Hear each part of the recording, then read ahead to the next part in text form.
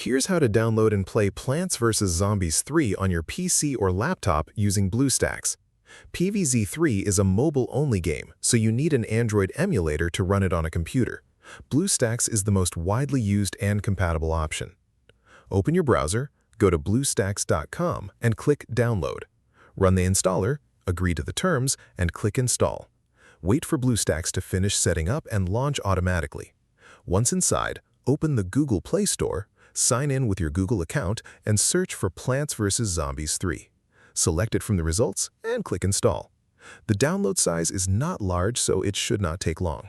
Once installed, launch it from your home screen. You can log in with your EA account if you have one to keep progress synced across your mobile and PC sessions, otherwise the game treats it as a fresh install. The game is designed for touchscreen, but BlueStacks translates mouse clicks into taps reliably. No custom key mapping is really needed since PvZ3 is a tap-based strategy game rather than a precision input game. If this helped you out, hit that subscribe button for more straight-to-the-point tutorials on step-by-click.